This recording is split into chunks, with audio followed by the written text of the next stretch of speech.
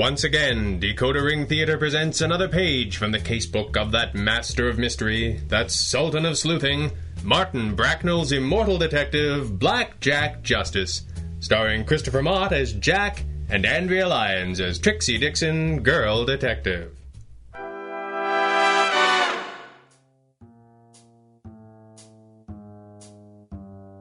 The name's Justice. Jack Justice. There are days when the city conspires to make it difficult for a fella to present a properly hard-boiled aspect. Mornings when the sun is bright, and the air is crisp but not yet cool, and everything seems fresh and new even to those who ought to know better. Days when the million stories in the naked city all seem to be about carefree businessmen who dawdled on the way to work, or pleasant old ladies who stopped to feed the ducks. Normally, that kind of morning is poison to a Seamus. Try as you might, you can't help but remember that if everybody's happy, there's no particular need for you to get out of bed. There are exceptions, though, even for yours truly, and there was something about the day in question that made the schoolboy in my soul's fancy turn to thoughts of truancy. I was only a few blocks from the walk-up that housed the stylish offices of Jack Justice Investigations, where the old neighborhood borders the park, when I finally had to question exactly what the hurry was.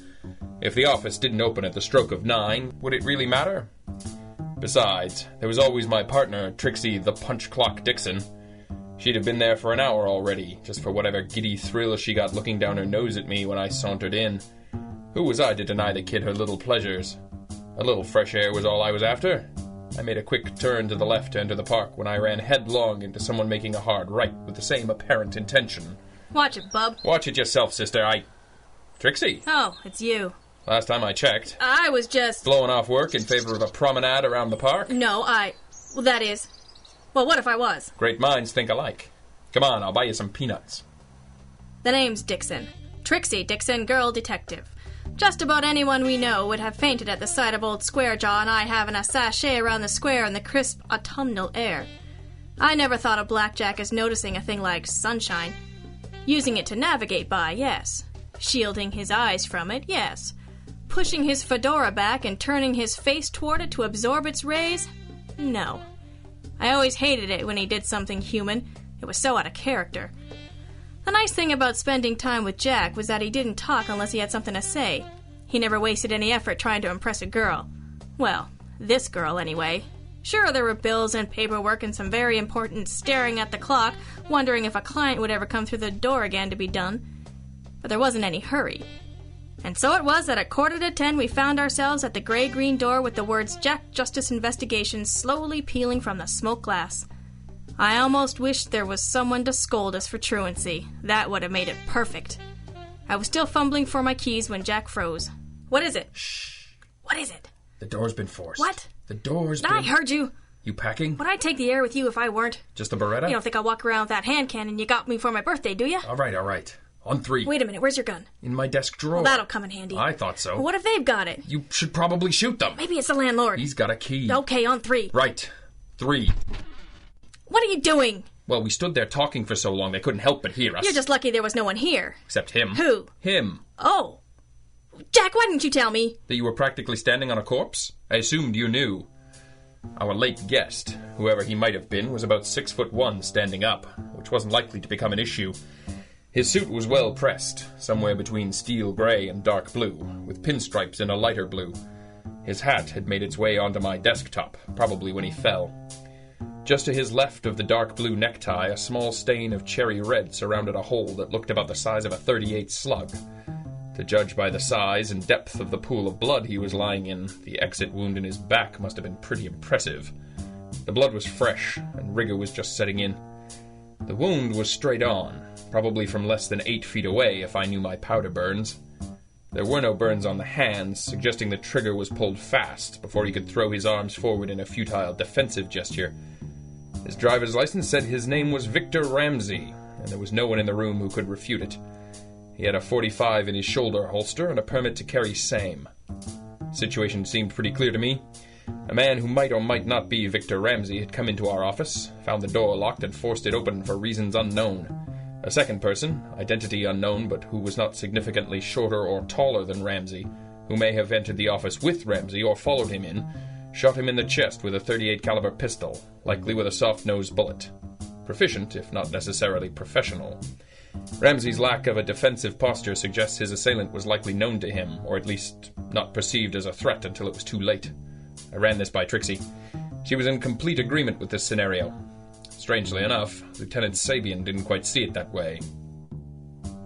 Are you telling me that... Sabian, we've been up and down and all around, and that's exactly what we're telling you. That he was dead when you found him here? Yes. And you expect me to believe that? You don't really want to know what we expect, Lieutenant. What are you working on? We're a little between things just now. Did you know this man? Never seen him. He wasn't a client. I generally like to see my clients. Then why was he carrying $1,000 in an envelope with the words Jack Justice Investigations on it? What? Look at the handwriting. Awfully spindly and flowery for a big guy like this. 1,000 clams is a heck of a retainer. What was it for? Couldn't tell you, Sabian. If we walked through the door, he must have had a case. Must have been a hot one if it was worth forcing the door open. You've got no idea why he was bringing you $1,000 in cash. We don't take checks. Says you. Says me and the sign on the wall beside the door that says, no checks. I'm tired of chasing the bouncing little boys all over town. Uh-huh. What was the case? See what he did, Trix? He almost tripped us up in a clever web of words. We don't know what the case was. We've never seen Victor Ramsey before this morning at 9:45, stone dead on the linoleum. So if you weren't out working for Ramsey and you don't have another case, would you mind telling me where you and her ladyship were until 9:45 in the morning? We were taking a walk in the park. You were... What's so funny? You and he... You expect me to believe that? Get your hats, we're going downtown. Sabian, listen to me. No, you listen to me. You want to ice a guy in your office in the middle of the day? At least have the respect to come up with a less idiotic cover story. Black Jack Justice out on a nature hike with his smart aleck partner. You two can barely stand the sight of each other when you're working. But you just close up the office and fly kites together, I suppose. Get your hats. The annoying thing wasn't the trip downtown. Gosh knows Sabian had us over to visit often enough that folks round headquarters thought the three of us were going steady. The truly irritating factor of play was that the good lieutenant was right. It was thin. If I hadn't been there, I wouldn't have believed it either.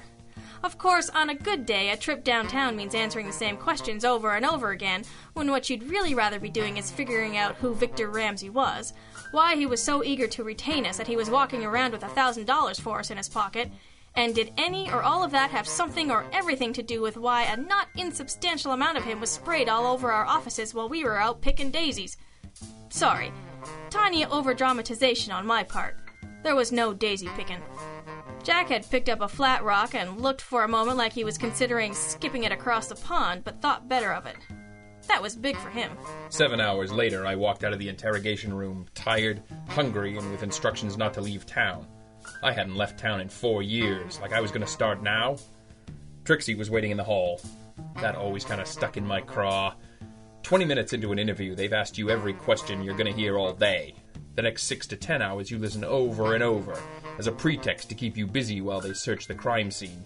In this case, the mighty world headquarters of Jack Justice Investigations, then tap danced for warrants for our apartments, bank records, anything else you could think of.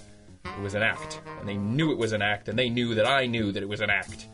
So why they always cut Trixie loose an hour before me, I never understood. Hey, Flat Top, you look tired. Remember when this was a beautiful day? Yeah. Not me. Let's find a bar without too many cops in it. We may have to walk a few blocks. Suits me. So what now? Now? By now, the cops have been over every piece of evidence twice, which means there's no danger of a less bull-headed investigator actually finding, clues or anything. Granted.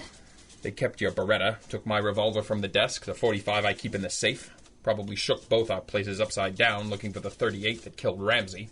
They'll take everything, test it twice, and get back to us in a couple of weeks. I hope you weren't planning on shooting anybody for a few days. Just myself. It can wait. They'd do all this in spite of the fact that if we had killed Ramsey, we wouldn't have taken the gun home, raced back to the office and called Sabian, because we're not complete idiots. Can we at least get out of police headquarters before you start the why I hate cops speech? I don't hate cops. They catch most criminals because most crimes are committed by stupid people, or smart people behaving stupidly. That's why they're so good at what they do, because it takes an idiot to catch an idiot. Okay, it's okay, fellas. He's just a little pent up. He's been under hot lights all day. Don't mind us. Can you put a hat on it, please? I'd like to see the sun again. See that? Isn't that better? Bourbon. Yes, good. Bourbon. Let's go. Jack, hey. Ah, swell. Jack, Boy, I'm ever glad to see you. Hello, Miss Trixie. Well, well, Freddy the Finger Hawthorne. Why am I not surprised? Jeez, Miss Trixie, why do you call me that? You know I don't like it much. That's why. All right, you two. I'm in no mood for it.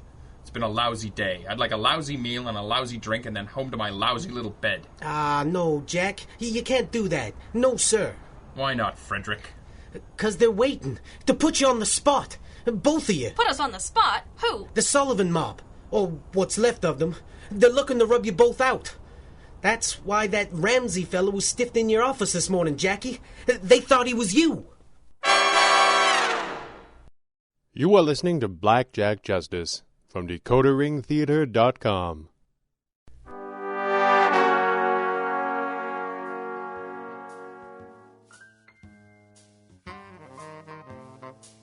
A private eye's list of friends is never very long at the best of times. Usually the best you can hope for is mild antipathy to low-grade hostility. That's just the way it is. There isn't much you can do about it. The upside is, every so often you find yourself under suspicion of murdering someone who might have been killed by gangsters with a vendetta just for being the first 6-footer through the door in the morning. If Freddy's tip was on the level, and they usually were, our old friends in the Sullivan mob were looking to take Trixie and I down with them, and Victor Ramsey had been in the wrong place at the wrong time. At times like this, a little mild antipathy starts to look real good. We were holed up in Freddy's waterfront hideout. Trixie was wearing a path in the floor, and I was making a list of known associates of the Sullivan mob still at large. So far, it wasn't so much a list as a blank sheet of paper with the words Sullivan mob at the top. 6 weeks ago, the judge threw the book at Artie Sullivan and his entire organization, thanks in part to the testimony of a crooked judge Jack and I exposed. The public credit went to the cops, but it seemed someone in the Sullivan mob could read between the lines. The trouble was, who?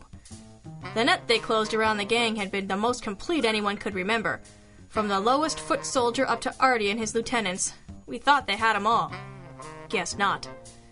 Big fish or guppies, someone had escaped the net, and the ripples weren't my kind of ride. Freddy Hawthorne fretted in the corner. He was a jack of all trades, was our Fred, but he was a coward at heart.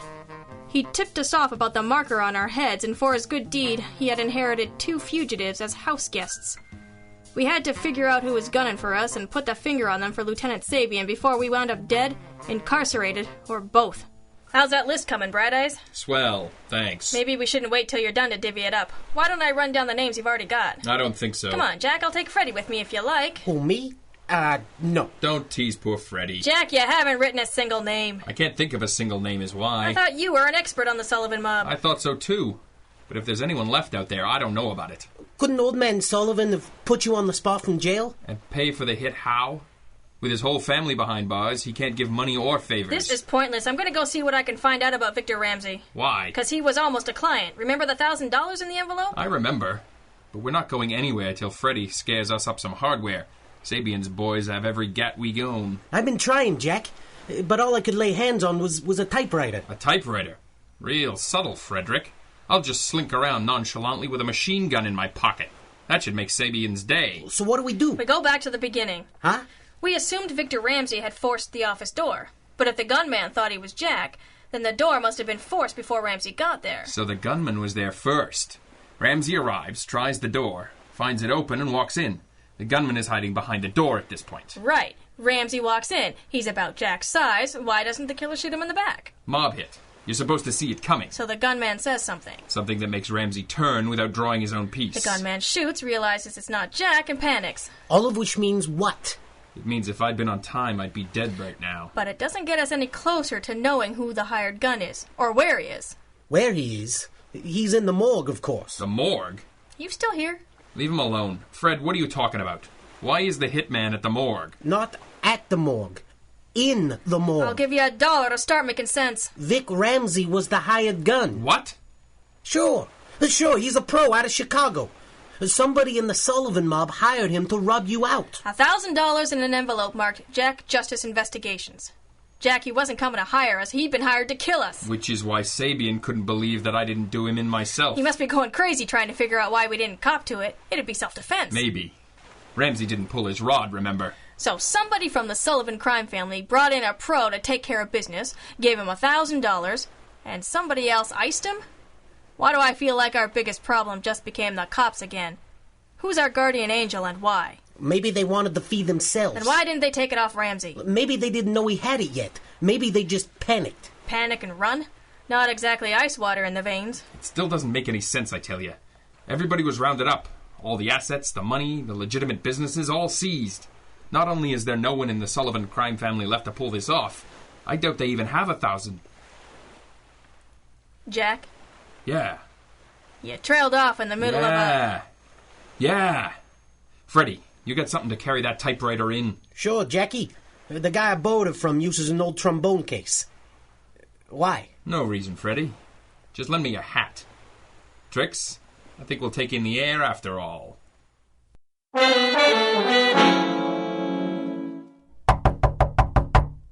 Do you want me to answer that, Grandma? Huh? I suppose you'd better. Can I help you? Pest control. I beg your pardon? I said pest control. Somebody here call for an exterminator? I think you'd better go. Who is it, Sally? It's no one, Granny. No one, huh? One side, Junior. Hey! You there. Are you Estelle Sullivan? Yes. Name's McGinnis. Machine Gun McGinnis, out of Chicago. Don't say anything, Granny. Vic Ramsey was a pal of mine. I came to finish his last contract. Oh, my. And fix the rat that plugged him. We don't want you here. Go back to Chicago. I'm talking to the frail, Sonny. Shut up. You hired Vic to plug a Seamus called Justice. Oh, and his partner, yes. They put away my boy Artie and all of his boys. Everyone who worked for the family.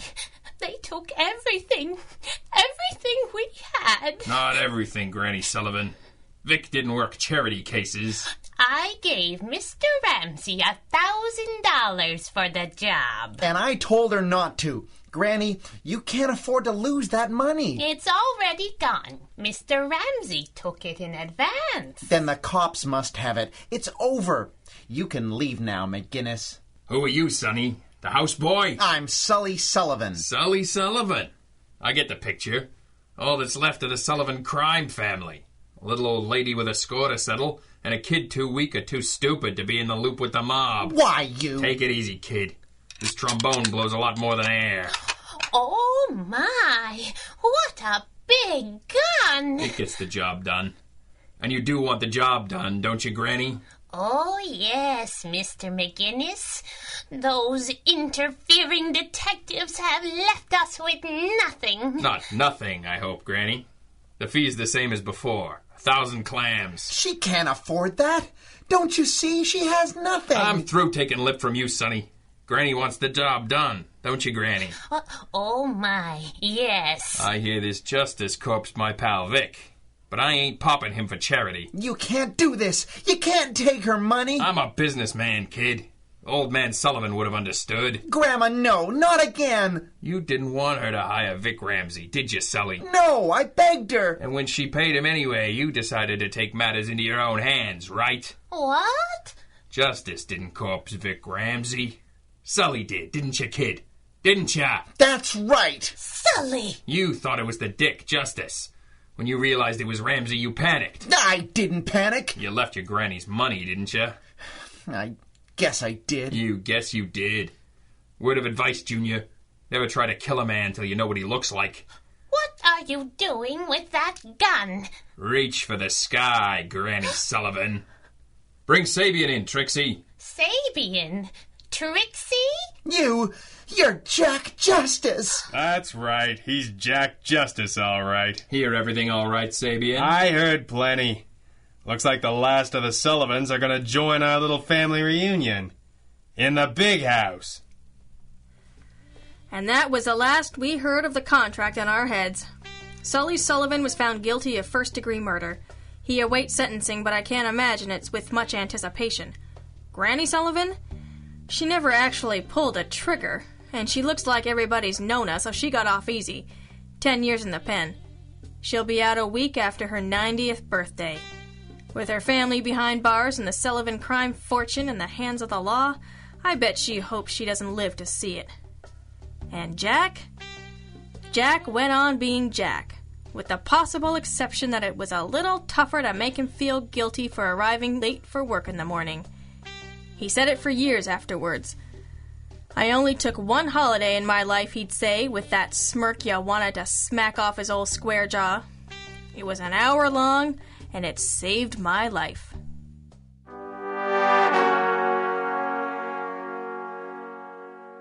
Blackjack Justice, Episode 6, Justice's Holiday, was written and directed by Greg Taylor and starred Christopher Mott and Andrea Lyons, with additional voices by Peter Nicol, Clarissa de Nederlanden, Gregory Zed Cook, and Greg Taylor.